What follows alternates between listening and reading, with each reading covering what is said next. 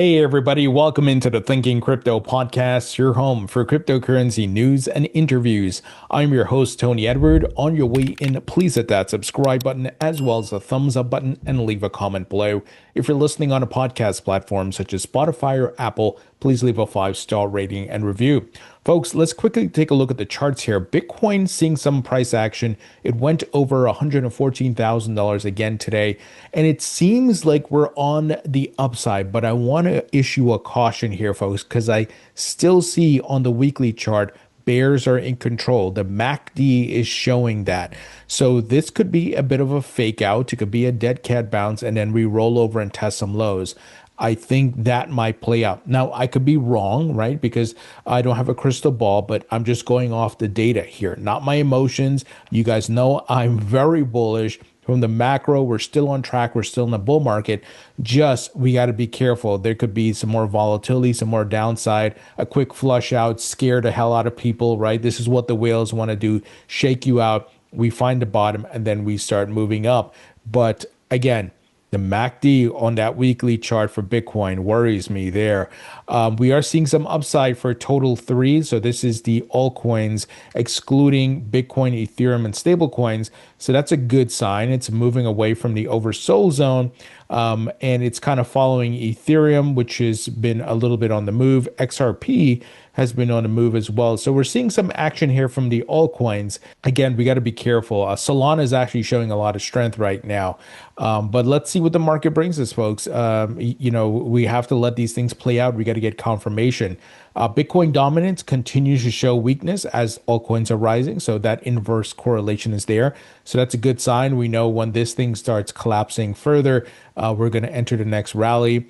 USDT dominance, pretty much we used USDT as the benchmark for stablecoin liquidity. That is also showing a lot of weakness. And as I told you guys, once this thing breaks 4% and then even 3.7%, the party will be on here. So patience is the key. We're seeing some life, but as stated, I don't like what I'm seeing on that Bitcoin weekly chart. So just keep that in the back of your mind. The point, as educated investors, we look at different scenarios. There's a possible one more leg down, a flush out to scare everybody before we start moving up, and everything else is still intact though. So just a quick update here on the prices.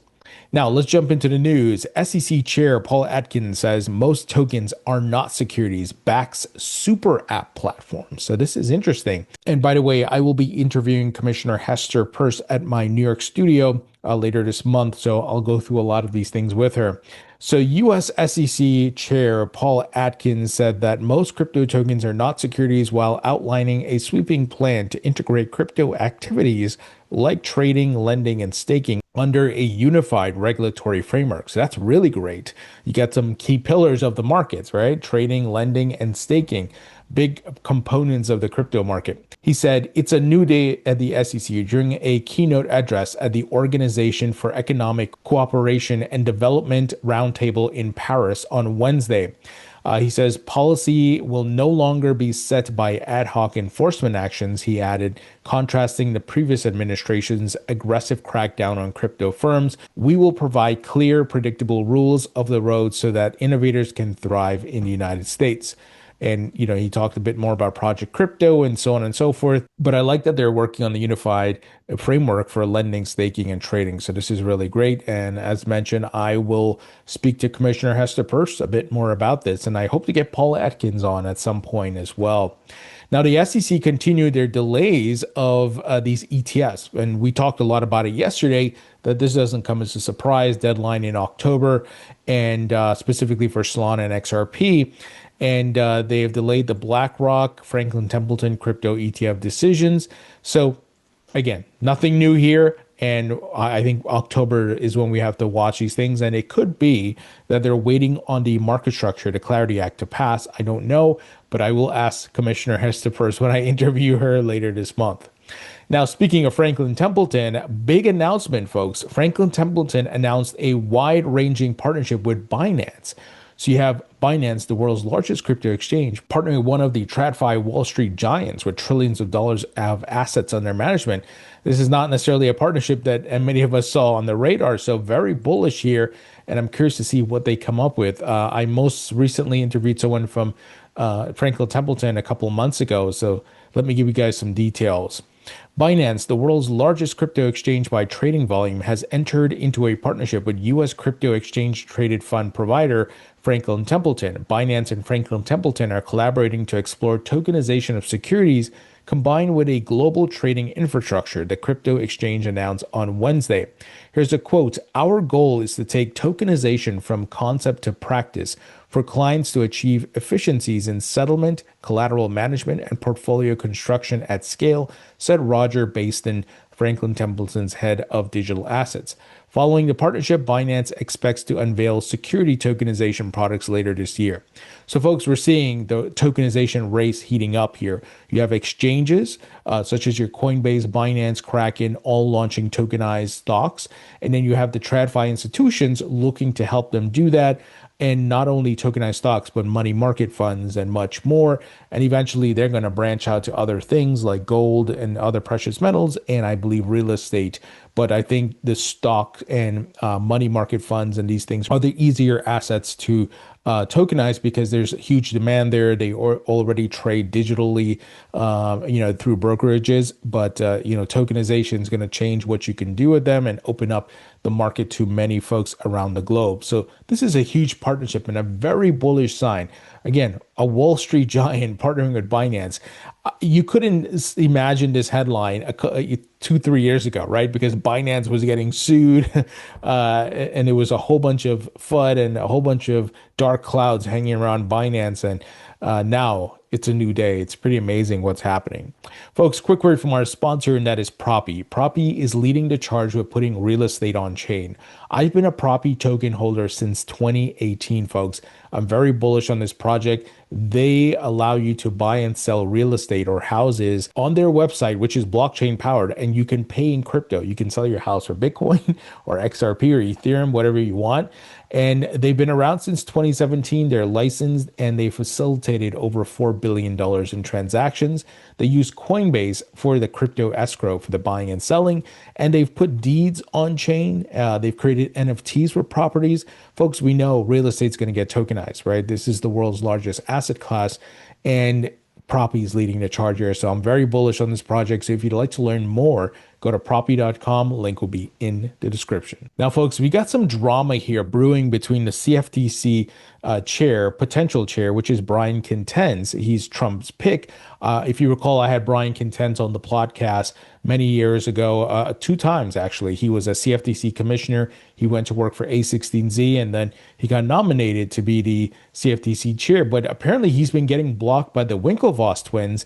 And today, Brian released a bunch of screenshots of text and messages between him and Tyler Winklevoss.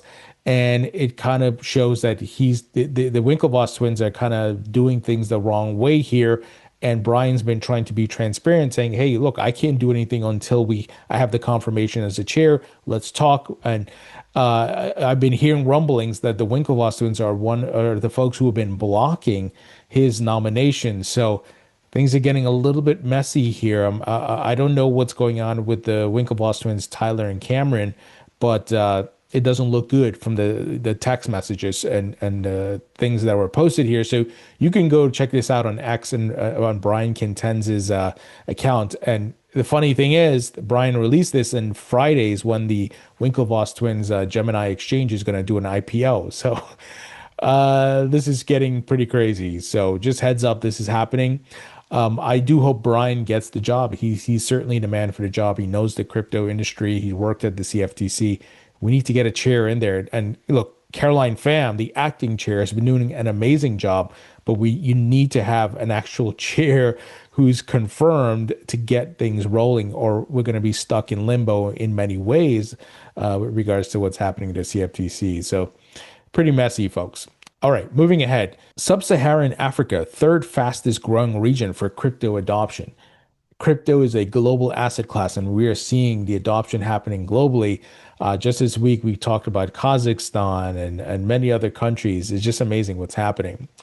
So this is a report from blockchain data firm Chainalysis. The report underscores the region's emphasis on real-world crypto use cases in face of currency devaluation, lack of traditional finance rails, and other challenges. According to the report, Sub-Saharan Africa received $205 billion in on-chain value between July 2024 and June 2025. The on-chain value received is up 52% compared to the previous report period and makes the region the third fastest growing for adoption behind Asia, Pacific, and Latin America. Folks, I've been telling you all, be patient. The infrastructure is being built, and many folks in many of these countries who don't have access to proper financial services, they're going to be able to do it just from their smartphone, their wallet, getting stable coins, tokenized assets. So things are heating up here. The bridges are being built across the globe. And, I'm not just thinking about, okay, I can make money because more people are coming on board, but really, it's going to open up and change people's lives. And that's, I think, the number one priority here, that the technology brings value and benefits to people. And obviously, as we've talked about Metcalfe's law, the more participants on the network, the more valuable it becomes and things like that. So this is really great to hear and very bullish, folks. This is what you want to see as an investor in this asset class, as we are very early. Things are moving in the right direction.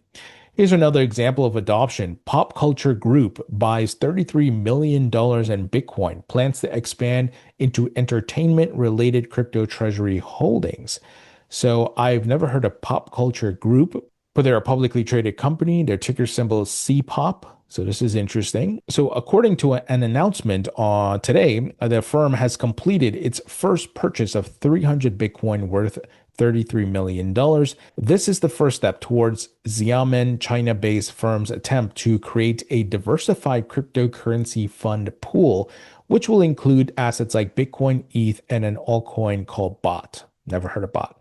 According to a statement, the company will be guided by four main criteria when determining whether to invest in a token, including a token's high investment value and growth potential and strategic corporate alignment. It also will consider promising cryptocurrencies and Web3 pan-entertainment track and projects managed by high-quality artists.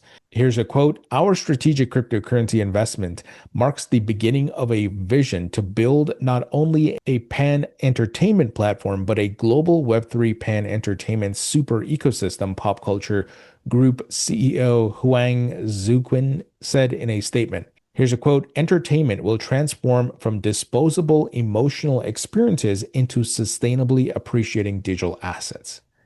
Very bullish, folks. See the movement that's happening globally with digital asset treasury companies, folks buying crypto as a reserve asset, adoption coming from different industries, right? And no one saw the entertainment industry getting involved, but they're getting involved. So don't be surprised if we see the healthcare and much more. Things are moving in the right direction, as I said earlier. So be patient.